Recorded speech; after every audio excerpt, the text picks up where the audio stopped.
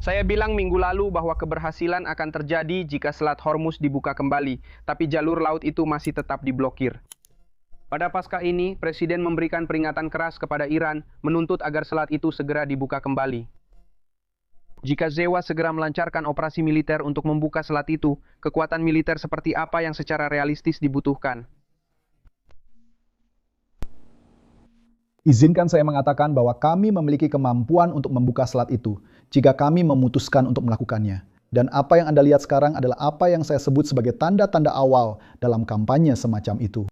Tujuannya adalah untuk mengurangi kemampuan Iran menembakkan rudal dan roket ke kapal-kapal di selat itu, serta menetralkan kapal serang cepat mereka. Bayangkan mereka seperti perahu cepat bertenaga dengan mesin tempel yang bergerak cepat untuk menyusup di antara kapal-kapal dan menyebabkan kerusakan langsung. Kami mengejar semua kapal itu. Kami menggunakan A-10, pesawat, helikopter serang, dan kendaraan lambat. Platform di ketinggian rendah sangat efektif. Kami sedang dalam proses menghilangkannya sekarang juga, dan kami juga sedang menghabisi persediaan ranjau milik Iran. Ranjau itu berbahaya. Ada ribuan ranjau di awal perang. Kami pasti sudah mengurangi jumlah itu.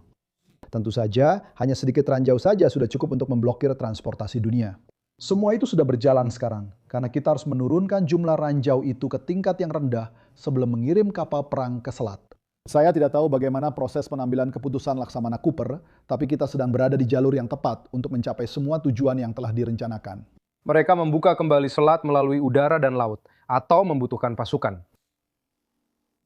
Itu bisa dibuka dengan kampanye udara dan laut, dan penggunaan pasukan darat akan dilakukan melalui serbuan. Sebuah serbuan adalah serangan dengan penarikan yang sudah direncanakan tanpa niat untuk bertahan. Satu-satunya pengecualian mungkin adalah Pulau Kark. Saya tahu Presiden sudah membicarakan hal ini. Saya rasa pulau itu punya tempat unik dalam budaya Iran karena suatu alasan.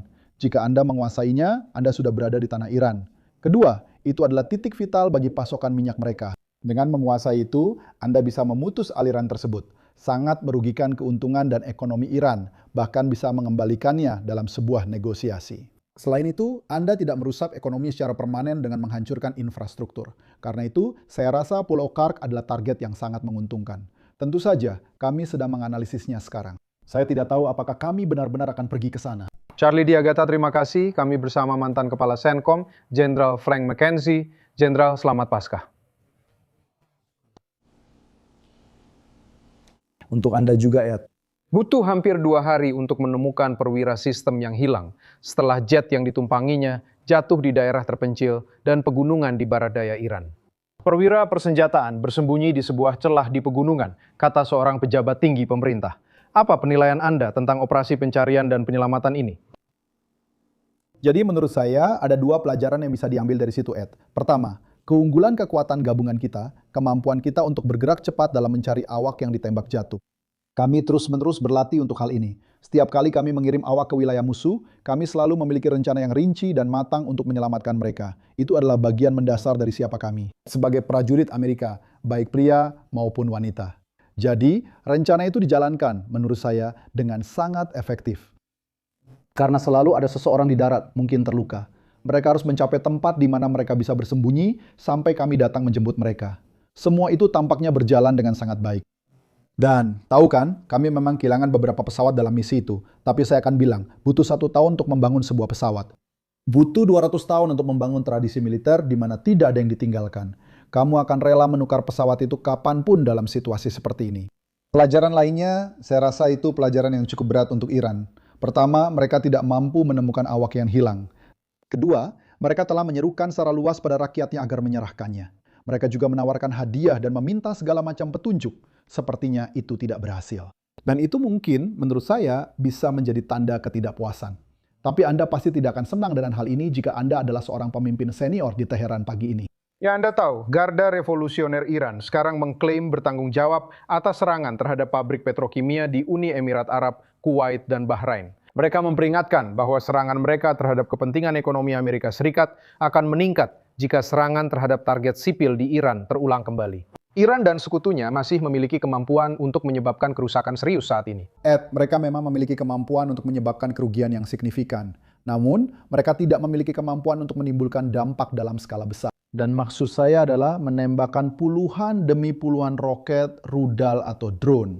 Kemampuan itu terus-menerus terkikis sejak kampanye ini dimulai. Dan sejujurnya, setelah lebih dari 30 hari saya rasa Komando Pusat pasti cukup puas dengan posisi mereka saat ini. Sebenarnya Ed, saat saya menjadi Komandan Sentikom, jika saya diberi situasi seperti ini, dalam 30 hari, saya pasti akan menolaknya karena terlalu optimis. Jadi, kita mendapatkan hasil yang baik. Dampak kita akan terus berlanjut. Akan semakin sulit bagi mereka untuk meluncurkan misil dan roket. Mungkin kita tidak akan mencapai nol dalam waktu dekat, dan saya rasa masih ada waktu ke depan, tapi semua orang menyadari hal itu. Tapi saya rasa kita sudah berada di jalur yang benar. Kampanye ini berjalan dengan efektif dan temponya harus semakin cepat setiap harinya. Terkait poin Anda sebelumnya, Presiden mengatakan sesuatu yang menarik kepada Fox News pagi ini. Untuk pertama kalinya mengungkapkan bahwa Amerika Serikat pada awal tahun ini telah mengirimkan senjata kepada Kurdi di utara Irak dan Iran untuk digunakan oleh para demonstran. Dia menyarankan bahwa pengiriman itu bertujuan agar rakyat Iran memberontak. Namun pada hari Rabu dalam pidato besarnya yang menjelaskan tentang apa sebenarnya perang ini, dia mengatakan bahwa kampanye ini bukan tentang pergantian rezim. Jika mereka sekarang mempersenjatai para pengunjuk rasa, apa yang disiratkan hal itu? Menurut saya, Anda harus menekan rezim itu dengan segala cara yang mungkin. Memperkuat Kurdi dengan senjata tentu saja meningkatkan tekanan terhadap rezim Iran. Kita tahu dari sejarah bahwa kepemimpinan di Iran akan merespons ketika tekanan eksistensial diberikan kepada rezim tersebut. Memperkuat Kurdi dengan senjata membawa Anda selangkah lebih dekat ke arah itu. Meskipun tujuan akhir Anda bukanlah perubahan rezim, membawa rezim di Teheran ke titik di mana mereka membuat kesepakatan yang menguntungkan kita, akan menjadi hasil yang tak terelakkan dari tekanan yang tak tertahankan yang diberikan kepada mereka. Dan saya rasa semua hal itu bersama-sama berkontribusi terhadap hal tersebut. Anda mengatakan minggu lalu bahwa keberhasilan bagi Gedung Putih adalah pembukaan kembali Selat Hormuz. Namun jalur penting itu masih tetap diblokir.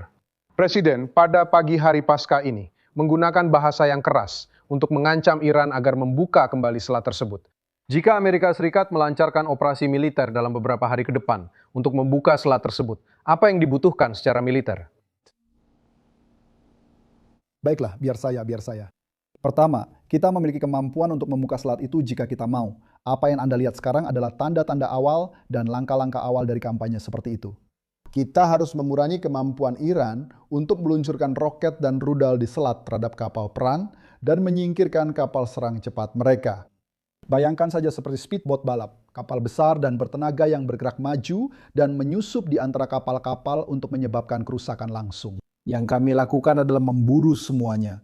Disitulah pesawat A-10 dan helikopter serang dan pesawat lain yang terbang rendah dan lambat sangat efektif. Kami sedang dalam proses menghancurkan kapal-kapal itu sekarang. Selain itu, kami juga berupaya menghilangkan persediaan ranjau milik Iran. Ranjau sangat berbahaya. Ada ribuan ranjau di awal perang. Kami pasti telah sangat mengurangi jumlah itu. Beberapa ranjau saja sudah cukup untuk memblokir transportasi dunia. Itulah yang sedang terjadi sekarang, dan kita harus mengurangi risiko itu sebelum mengirim kapal perang kita untuk benar-benar menguji wilayah perairan. Dalam 30 detik terakhir kita di sini, Jenderal, tolong ringkas. Presiden mengatakan ini hanya akan memakan waktu 2-3 minggu. Apakah Anda setuju dengan itu, atau akan memakan waktu lebih lama? Tidak. Anda tahu, saya selalu ragu untuk menetapkan jadwal pada operasi militer seperti ini. Tapi orang-orang Iran sebaiknya benar-benar mendengarkan Presiden Trump ketika dia mengatakan akan menyerang mereka, karena dia sudah membuktikan bahwa dia bersedia melakukan itu. Jadi berdasarkan pernyataan terakhirnya dan apa yang telah kami lakukan dalam perang sejauh ini, jika Presiden mengatakan kita akan melakukan sesuatu, kemungkinan besar kita akan melakukannya. Kepemimpinan Iran harus memperhatikan fakta ini. Baik, Jenderal McKenzie, selamat Paskah. Terima kasih sudah datang pagi ini. Kami menghargainya.